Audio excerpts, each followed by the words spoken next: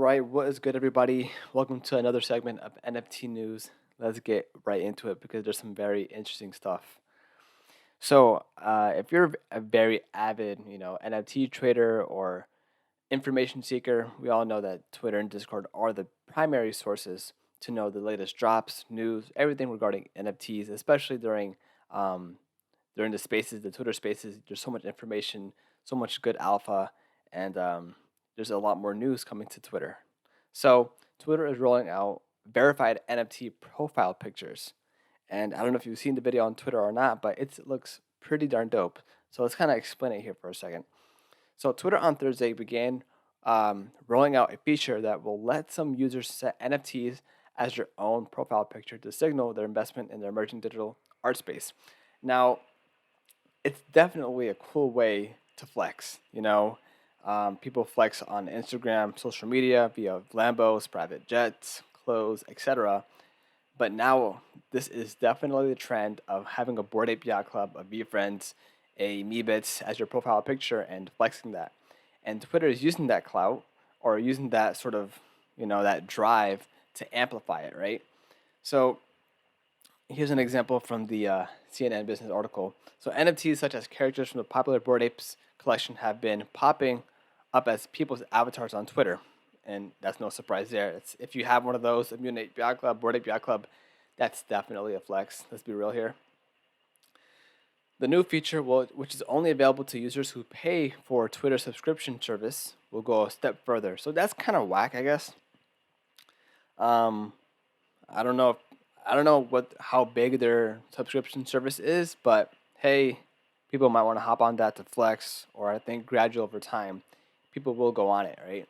So, point is, if you have a Twitter subscription service, if you're a member, I guess, it'll verify someone's ownership of the NFT by linking the person's digital wallet where the NFTs are stored to their Twitter account. So again, if you're an avid Twitter user, but you don't have a subscription, you cannot do this, at least for now, right? So the new images will look different on Twitter than typical profile pictures. The new NFT avatars will show up as a hexagon instead of a circle.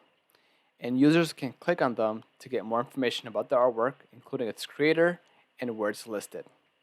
Pretty cool. They're definitely glamorizing the NFT sort of flex. So it's going to be very cool to see what happens if more people are going to follow the subscription-based model, hop on it, and start flexing their NFTs, right? I know that was a bit cheesy, my bad.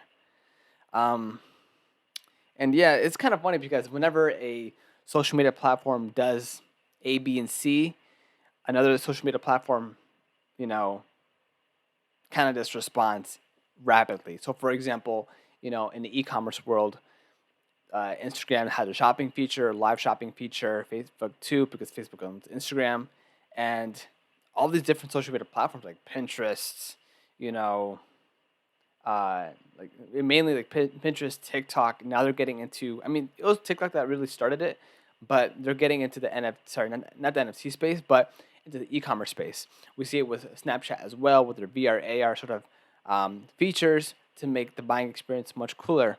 So whenever a social media platform does something, another one kind of copies it, mimics it, adds it as one of their features, and we're seeing the same thing in the NFT space, right? So we see Facebook kind of transition to Meta, right? That's a huge NFT metaverse play, right, in general. And Instagram as well. Like Facebook owns Instagram again. So Twitter wants to be in this space, and especially because like when you go on Twitter Spaces, that's almost everything, or that's one of the things that people always talk about NFTs like on Twitter Spaces. It's like the Clubhouse, but on steroids maybe because I think Twitter's a lot more popular than Clubhouse in general. So I think it could be a really cool move, and they can branch out of that and create their own metaverse, their own technologies behind that. Because Facebook, it really is going all in, or sorry, Meta is really going all in the metaverse. Let's be real here. So, really cool to see what social media platforms are going to pop up next. Next story of the day, and I kind of feel bad about this in a way because I was speaking about the NFT, the Ozzy Osbourne NFT, Cryptobats, and I was giving it a lot of hype on how much I loved it, even though I don't own one. But then this happens, a scam. Ozzy Osbourne's NFT project shared a scam link, and followers lost thousands of dollars. Now, does this mean that Ozzy Osbourne is a scammer? No. It's really unfortunate. These things happen. People use their talents for bad ways, and we got to look back to Little Lemon Friends, to Alien Friends. This thing happens. Like even to V Friends are scammers. Like in every big project, there's gonna be a scammer, especially on Discord, because people have been breaching that, and it's scary. It's scary. Like people have lost money, and no matter what happens, you can never release your seed phrase. And I'm kidding you. I'm like, ah, there's like some NFT projects where I want to verify my NFT, and for some reason, in like the discords and the links, it was something called collab.land, which we'll get into later right here.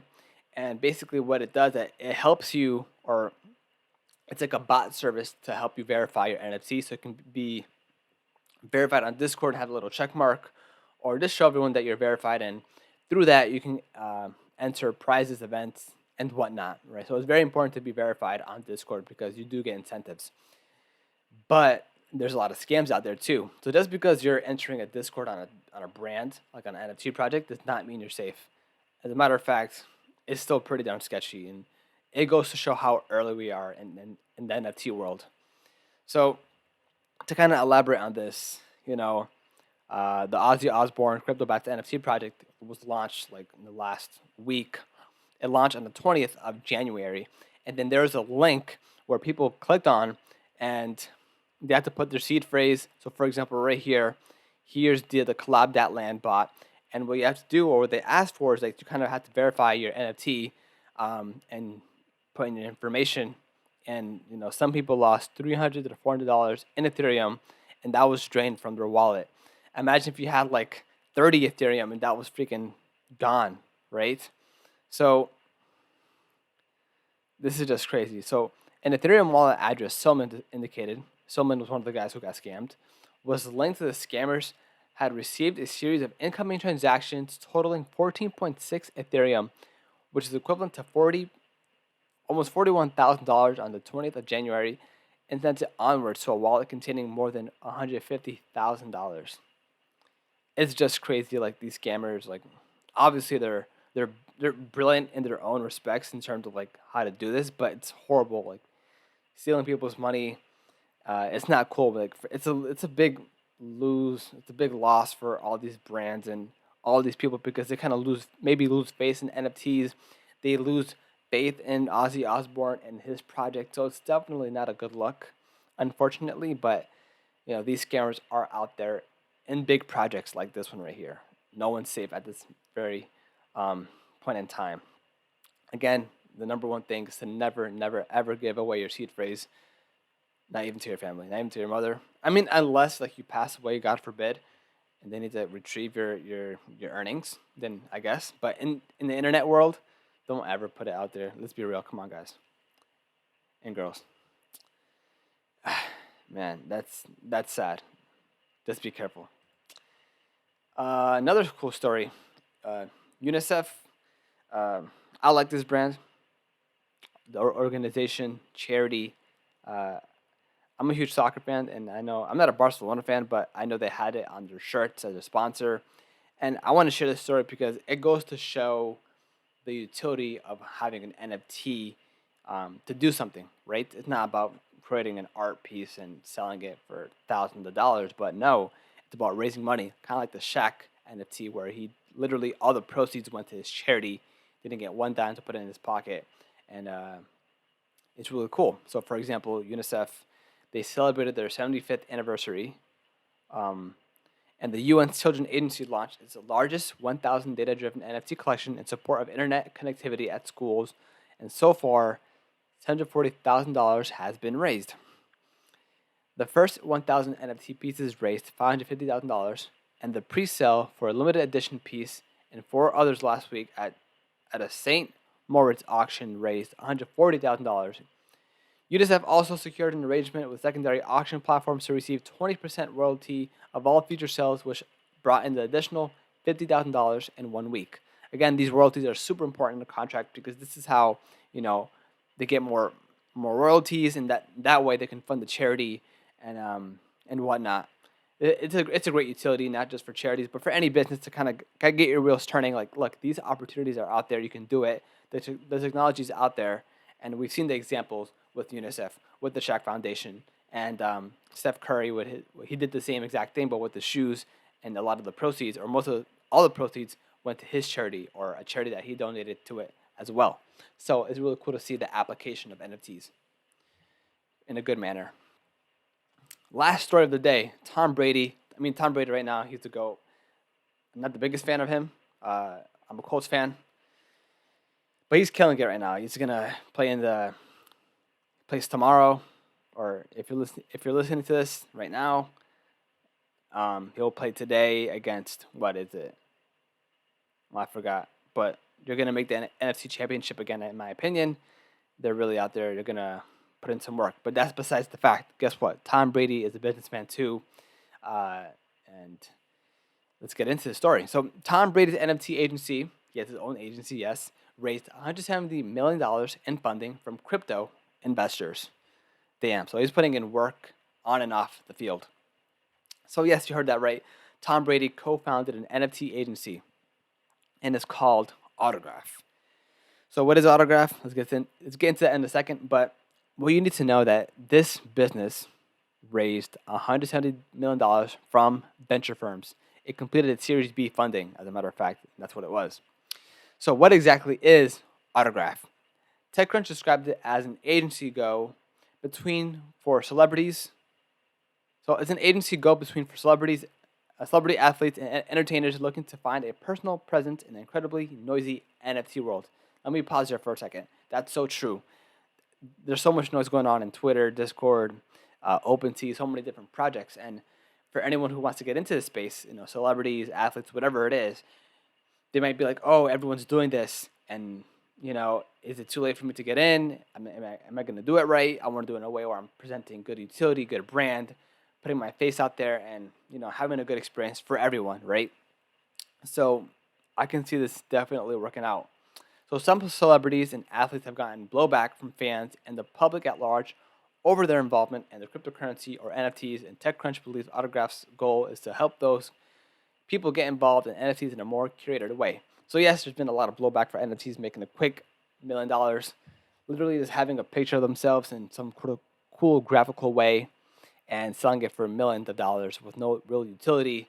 And damn, like they made money, but the people who bought it, like, we're gonna do it that there's no real utility unless you have it as a collectible, and by the greater fool's theory, maybe sell it for a higher price. And this is why I love projects with higher utilities, with cool stuff behind it. Because I remember Rob Gronkowski, he had an NFT, and there was just like a few of them. But how cool would it have been where the utility was like you can hang out with them for a week. He'll give you catching, like he'll coach you on how to play as a tight end or how to make the NFL or have dinner with him. That would be a cool utility. But he kind of just sold it as a collectible, and a lot of celebrities and artists are doing this as well. And it kind of puts a bad name on them. So with this company that Tom Brady co-founded, I think is going to help celebrities and athletes create a better curated experience so that there's not a lot of blowback. And, this technology is very new, and it's very easy for celebrities to make some money, but again, their reputation is on the line. So I think this service can be very good. Even though I don't know too much about it, it's still very new. But let's see their impressive roster. So right now, besides Tom Brady, they had Tiger Woods, Simon Bills, Derek Jeter, Naomi Osaka, Usain Bolt, Wayne Gretzky, and Tony Hawk. That's crazy. That's a crazy lineup. And you're going to add more to that too. Again, they're focusing on athletes and not just celebrities, mainly athletes. So it's going to be very cool to see what new celebrities go on and what they're going to do about it in terms of their personal brand. So that pretty much concludes the NFT news segment. Hopefully you enjoyed it. And until next time, again, we'll be presenting more NFT news around the clock as much as possible. And hopefully you enjoyed this episode. And until next time, thank you very much.